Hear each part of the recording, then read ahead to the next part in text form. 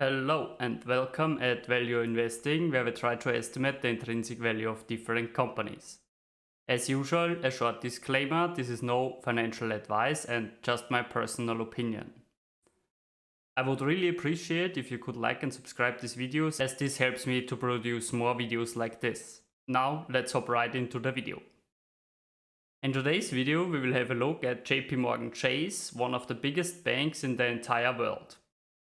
Currently, they are trading at around $150 and they are up over the last year around 39%.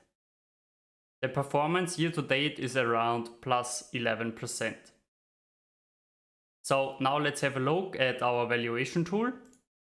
As usual, we will evaluate JPMorgan with 4 different valuation models. Currently, they are trading at around $150. They have a dividend of around $4, which brings them to a dividend yield of around 2.7%, which is quite nice, and a low payout ratio of around 33%.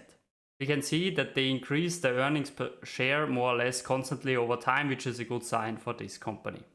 Let's hop into Graham's valuation, where we use the revised formula from Benjamin Graham.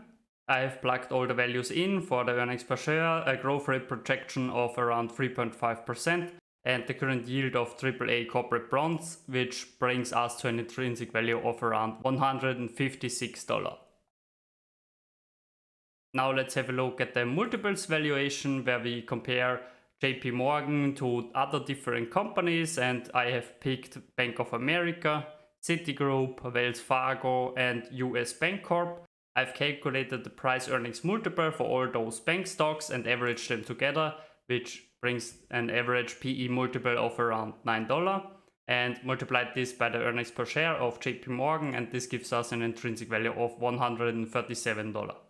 Looking at the discounted cash flow analysis, we can see that the percentual growth rate of the free cash flow is jumping back and forth. So they have years with plus 100% and even years with minus 2000%. It is quite difficult to have a proper growth rate projection with these jumping values, but I have plugged all the values for the free cash flow in, and I have assumed a negative growth rate projection of minus 25%.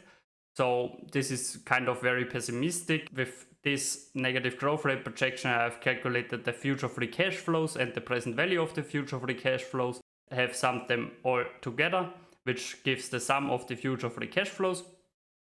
Considering their cash and cash equivalent and also their total debt, we get an equity value, and with the outstanding shares we get an intrinsic value for this company of around $139.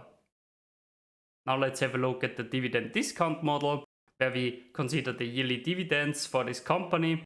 As we can see, they have pretty much increased the dividend constantly in a very strong pace. So the average growth rate of the dividend is around 13%. I have projected a lower growth rate of around 6%, which gives them an intrinsic value of $169. One thing to keep note of is that they constantly buy back shares. This is a very friendly action towards the shareholders, which I appreciate. Now let's have a look at the output tab. Considering all 4 valuations, Graham's valuation, dividend discount model, multiples valuation, and the discounted cash flow analysis, we get an intrinsic value of around $150, which is around the current trading price. So if we would like to buy with a 20% margin of safety, we would have to wait for an acceptable buy price of around $120. I would be interested what you think about this company. Please leave a comment down below to help me with the search algorithms on YouTube, and I can make more videos like this. Thank you for watching.